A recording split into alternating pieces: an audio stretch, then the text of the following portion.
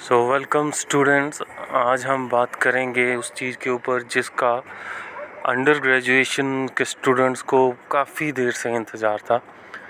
वो चीज़ थी कि पीजी की एडमिशन्स कब स्टार्ट होंगी। और मैं बता देना चाहता हूँ कि जो एडमिशन का पहला प्रोसेस होता है, एप्लीकेशन फॉर्म, वो शुरू होने को आगे हैं। और वो जो एप्लीकेशन फॉर्म है वो 3 नवंबर से स्टार्ट होने जा रहे हैं। तो बेसिकली पहले क्या होता था, जो एडमिशन्स होती थी वो एंट्रेंस के बेस पे होती थी, जो जिसे आप JUET बोलते थे, जम्मू यूनिवर्सिटी एंट्रेंस टेस्ट। लेकिन कोविड की वजह से लास्ट ईयर और दिस ईयर ये एंट्रेंस टेस्ट जो है वो नहीं होने जा रहा। और जो एडमिशन का जो क्राइटेरिया है एडमिशन के लिए, वो आपका जो ग्रेजुएशन का मार्क्स हैं उसके अकॉर्डिंगली बनेगा। इसका मतलब कि जिस कोर्स के लिए आपने अप्लाई किया है, आपके ग्रेजुएशन के फाइनल मार्क्स वहाँ पे चेक किए जाएंगे और उन्हीं मार्क्स के अकॉर्डिंगली मेरिट लिस्ट बनेगी। और अगर आपका उस मेरिट लिस्ट में नाम आता हुआ तो आपको एडमिशन हो जाएगी। तो ये जो एडमिशन प्रोसेस है ये बेसिकली 2 पार्ट में होगा। पहला पार्ट होगा एप्लीकेशन पार्ट और दूसरा पार्ट होगा एडमिशन्स पार्ट, जो से आप काउंसलिंग पार्ट भी कह सकते हैं। तो पहले तो आप एप्लीकेशन फॉर्म पर फिल करोगे, उसमें अपने सारे मार्क्स अपलोड करोगे, मार्कशीटें, अचीवमेंट सर्टिफिकेट सब कुछ अपलोड करोगे। इसके बाद मेरिट लिस्ट बनेंगी और जब मेरिट लिस्ट बन जाएंगी और उसके बाद फिर आपको लिस्ट के अकॉर्डिंगली बुलाया जाएगा और आपका जो एडमिशन प्रोसेस होगा, और एडमिशन प्रोसेस के टाइम जो आपने एप्लीकेशन फॉर्म में जो डिटेल्स भरी होगी उसकी वेरिफिकेशन होगी कि जो भरा है वो सच ही भरा है या झूठ तो नहीं भरा। सच होगा तो एडमिशन है, झूठ होगा तो कैंसिलेशन है। तो ये कुछ कोर्सेज़ हैं, मैं ये जो आपको बता देना चाहता हूँ। जो कोर्सेज़ हैं इसमें मास्टर डिग्री के कोर्सेज़ हैं, पीजी डिप्लोमा प्रोग्राम्स हैं, ठीक है। इसमें मास्टर डिग्री जो आप देख सकते हो, Buddhist studies, Dogri, English, Hindi, almost सभी हैं।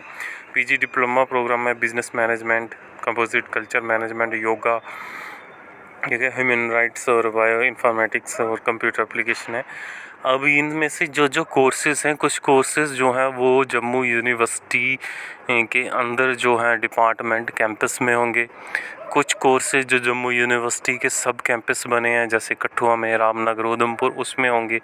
कुछ कोर्सेज़ जो पीजी कोर्सेज़, कुछ कोर्सेज़ जो होते हैं वो गवर्नमेंट डिग्री कॉलेजेस में भी होते हैं, वहाँ पे होंगे, ठीक है। तो ऐसा कभी कभी ऐसा होता है कि कोई कोर्स जो होता है वो सिर्फ सब कैंपस में होता है, या सिर्फ कॉलेज में होता है, यूनिवर्सिटी में नहीं होता, कुछ यूनिवर्सिटी में होते हैं। तो इसकी जो भी डिटेल्ड लिस्ट होती है कि कौन सा कोर्स किस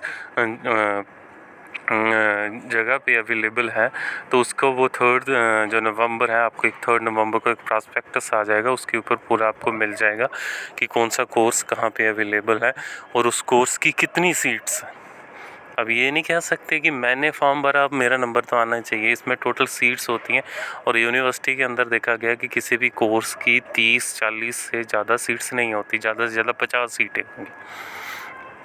और फिर इन सीटों की फैब्रिकेशन हुई होती है। General category, SC, ST, O, NSS, NCC, वो कल्चरल, स्पोर्ट्स, ई-रोल, जो है बहुत सारी कैटेगरीज होती हैं। ये सब कुछ आपको प्रॉस्पेक्ट पे लिखा मिलेगा और मैं वीडियो बना के आपको समझा भी दूंगा पूरा कि कितनी कोर्स की क्या सीटें होगी, क्या होगा। तो ये मोटी मोटी जो मैं आपको इन्फॉर्मेशन देना चाह रहा हूँ इसके अकॉर्डिंगली। और इसमें जो डेट है वो 3 नवंबर से स्टार्ट हो रही है। लास्ट डेट जो है वो 15 नवंबर है और फिर जो लेट फीस है वो 17 नवंबर है। इसके अलावा जो मेरिट लिस्ट हैं वो आनी शुरू हो जाएंगी। मे भी ये डेट बढ़ भी सकती है, पर बढ़ी तो 1-2 दिन के लिए ही बढ़ पाएगी, ठीक है। तो इसके लिए आपको जो अभी मेन चीज़ें मैं आपको बता देना चाहता हूँ कि क्या चीज़ें होनी चाहिए। सबसे पहली चीज़ ये है कि आपकी अंडर ग्रेजुएशन फुली कंप्लीट हो गई होनी चाहिए। ये ना हो कि एक सेमेस्टर का कोई अभी रिज़ल्ट रहता हो, जब पेपर रहता हो तो आप कहोगे मैं ग्रेजुएट हो गया। वो कोई ग्रेजुएट नहीं होता। जब तक पूरे आप पास नहीं हुए हैं तब तक आप ग्रेजुएट नहीं हो, और फॉर्म वही फिल कर पाएगा जो ग्रेजुएट है। दूसरी बात यह है कि आपके पास ऑल 1 to 6 सेमेस्टर्स की मार्कशीट्स होनी चाहिए। फॉर्म भरते समय मार्कशीटें अपलोड होंगी, 1 से लेके 6 सेमेस्टर्स की। अगर मार्कशीट नहीं है तो कॉलेज से लेके आओ। अभी 15 लास्ट तारीख है, 15 तक तो सभी मार्कशीटें कॉलेज में आ जाएंगी। ये ना हो कि 3 तारीख ही आप चले जाओ, मार्कशीट हो ना आपके पास और फॉर्म भरने चले जाओ। बड़ा टाइम है 3 से 15 के बीच, ठीक है। तो मार्कशीटें 1 to 6 सेम की मार्कशीट्स होनी चाहिए। ये ना हो कि 2 मार्कशीटें अपलोड कर दो। जो चीज़ आप एप्लीकेशन फॉर्म में अपलोड करोगे वही कंसीडर की जाएगी, बाद में कुछ नहीं कंसीडर किया जाएगा। आप कहो कि अभी मेरे पास मेरा 5th सेमेस्टर का रिज़ल्ट नहीं आया, अपने से मार्क्स बना के डाल दिया, ऐसा कुछ नहीं है। या 5 सेमेस्टरों के मार्क्स का टोटल बना के डाल दिया तो नहीं, ऐसा कुछ नहीं है। सभी सेमेस्टर पास, सबका टोटल, सबकी मार्कशीट्स होनी चाहिए, सबकी सब मार्कशीट्स अपलोड होंगी। जो चीज़ अपलोड होगी वही फाइनल में गिनी जाएगी, बाद में कुछ नहीं आप दिखा सकते। इसके अलावा अगर आपकी अचीवमेंट कैटेगरी है, ठीक है, जहाँ NCC है, NSS है, कल्चरल है, स्पोर्ट्स, इन सभी के डॉक्यूमेंट्स होने चाहिए, सर्टिफिकेट्स होने चाहिए। ये नहीं, ऐसे नहीं आप कहोगे कि मैंने NCC की थी तो मेरा भी। जब तक आप कोई किसी चीज़ का प्रूफ नहीं दोगे तब तक कोई किसी चीज़ को मानेगा नहीं। और जो फॉर्म के भरते वक्त चीज़ अपलोड होगी वही फाइनल रहेगी, उसके बाद में कुछ ऐड या डिलीट नहीं हो सकता, ठीक है। तो ये सोच समझ के फॉर्म फिल करो, जल्दबाजी ना करो। कोई भी डॉक्यूमेंट रह गया तो रह गया, फिर से अपलोड नहीं होने वाला, ना ही कंसीडर्ड होने वाला। तो पहले ही सोच के घर से चलो कि आपको जो जो डॉक्यूमेंट चाहिए। तो आपको 10th क्लास का चाहिए, 12th क्लास का चाहिए, ठीक है। ग्रेजुएशन 1 2 3 4 5 6 चाहिए। अगर आप कैटेगरी में ले रहे हो SC ST कोई भी कैटेगरी ले, उसका डॉक्यूमेंट होना चाहिए इन ओरिजिनल। डोमिसाइल सर्टिफिकेट होना चाहिए इन ओरिजिनल, ठीक है। इसके अलावा अगर आप कोई क्या कहते हो किसी स्पोर्ट्स, कल्चर, NC NSS में ले रहे हो, उसके सभी डॉक्यूमेंट्स होने चाहिए। इसके अलावा आपको एक एफिडेविट बनाना है जो सभी स्टूडेंट्स के लिए बनवाना है, ठीक है। सेल्फ डिक्लेरेशन एफिडेविट कहते हैं, वो आपको आपके प्रॉस्पेक्ट में मिल जाएगा। वो पहले एफिडेविट बनाना है आपको, वो अपलोड करना है, ठीक है। ये सब के सब चीज़ जो है आपको एक PDF में बनाने हैं और अच्छी तरह से विजिबल होने चाहिए, ब्लर नहीं होना चाहिए। इसके अलावा इसको फ़ी पे करनी है, 850 रुपये फ़ीस है। मुझे नहीं लग रहा है ये 850 फ़ीस इतनी ज़्यादा क्यों ले रहे हैं। जब एंट्रेंस होता था तब होती थी, आप बिना एंट्रेंस के भी ले रहे हैं, बट एनी हो, जो भी फ़ीस रखी है आपको देनी पड़ेगी अब। और जो गदी कैटेगरी है उसके लिए 730 फ़ीस है, ठीक है। तो बाकी कोई अंडर प्रोसेस सर्टिफिकेट नहीं आप डाल सकते कि आपको होगी ये अभी बनने को गया हुआ है, तो नहीं, वो ऐसा यूनिवर्सिटी बिल्कुल नहीं मानती।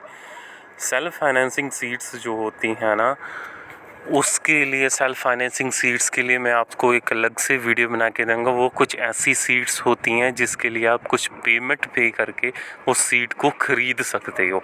बट वो सीट्स भी जो होती हैं ना, वो सीट्स भी आपको क्या कहते हैं, मेरिट के अकॉर्डिंगली मिलती हैं।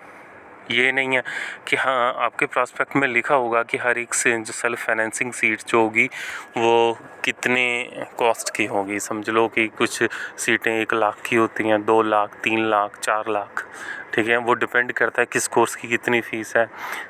मेरे ख्याल MCA की जो होती है वो 3-3 लाख की सीट्स होती हैं। आपकी जो ये होती है फिजिक्स केमिस्ट्री, इसकी 2-2.5 लाख की सीट होती है। तो उसमें ये नहीं है कि आप कहोगे कि मैं 2.5 लाख देने को तैयार हूँ तो मुझे सीट में, नहीं, उसमें भी मेरिट होता है, ठीक है। उसका भी मेरिट कंसीडर किया जाता है। और हर एक डिपार्टमेंट में 4 या 5 या 6 सेल्फ फाइनेंसिंग सीट्स होती हैं, इससे ज़्यादा नहीं होती, ठीक है। और अब जिन बच्चों ने भरा है सेल्फ फाइनेंसिंग सीट्स के लिए, उनका भी मेरिट देखा जाएगा। सपोज करो 100 बच्चों ने सेल्फ फाइनेंसिंग सीट के लिए भर दिया, 5 ही सीटें हैं, तो जो टॉप 100 में से 5 होंगी उन्हीं ही को ही मिलेंगी। लेकिन आज आपको फार्म में डिफ़ाइन करना पड़ेगा, बताना पड़ेगा कि मैं सेल्फ फाइनेंसिंग के लिए जा रहा हूँ या नहीं जा रहा हूँ। आज अगर फार्म के अंदर सेलेक्ट करोगे दैट्स ओके, लेकिन अगर आज अपने फार्म में नो कर दिया कि मैं सेल्फ फाइनेंसिंग सीट के लिए नहीं जा रहा और कल एडमिशन के टाइम कहोगे कि मुझे सेल्फ फाइनेंसिंग की सीट दे दो, तो ऐसा नहीं होगा। मैंने आपको पहले ही एक बात बताता जा रहा हूँ, जो इस फार्म में जो चीज़ें होंगी वही हमेशा के लिए फाइनल रहेंगी। बाकी अब इसमें अलग अलग कैटेगरीज होती हैं, स्पोर्ट्स कल्चरल की, एनसीसी, सिंगल पीडीएफ, ये सब आप पढ़ सकते हो, ठीक है। तो ये जितनी भी जो मोटी मोटी इन्फॉर्मेशन है वो, और फिर बाकी मैं एक कोर्स बता देता हूँ, एम.एड कोर्स। एम.एड के लिए बीएड ज़रूरी होती है, और बीएड 4th सेमेस्टर का भी रिज़ल्ट नहीं आया, तो जैसे ही 4th सेमेस्टर का रिज़ल्ट आएगा उसके फॉर्म भी फिल होने शुरू हो जाएंगे। उसके लिए कोई घबराने की ज़रूरत नहीं है। एम.एड के कोर्स के लिए जैसे ही 4th सेमेस्टर का रिज़ल्ट आएगा, और मे बी वो अगले 10 दिन तक रिज़ल्ट आ जाएगा, तो उसके बाद उसकी भी एडमिशन जो है वो ऑनलाइन प्रोसेस स्टार्ट हो जाएगी। तो ये मैं आपको ये बताना चाहता हूँ, ये मोटी मोटी इन्फॉर्मेशन है।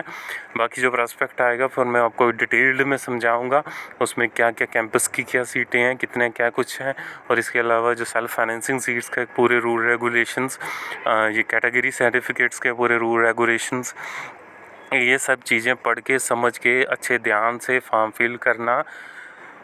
तो इसलिए अभी मैं लास्ट में जाते हुए आपको फिर एक बात बताना चाहता हूँ कि फार्म भरने में कोई गड़बड़ी नहीं करना। कभी कभी फार्म जो है वो गलत आप फिल कराते हो, जो चीज़ें फार्म में अभी फिल होंगी वही हमेशा के लिए फाइनल रहेंगी। ये ना हो कि आज आप ये डिटेल भर दो ये, और कल बोलो नहीं गलती से हो गया था ये है, तो वो कोई नहीं मानेगा। जो इस फॉर्म के अंदर होगा वही फाइनल रहेगा, और उसी को ही माना जाएगा हमेशा के लिए, चाहे वो आपके फेवर में आ रहा है चाहे नहीं आ रहा, ठीक है।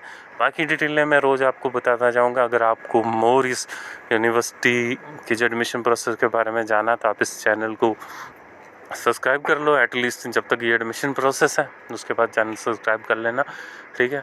तो हर एक के बारे में मैं डिटेलली आपको बताता रहूँगा, ठीक है। Okay, thank you.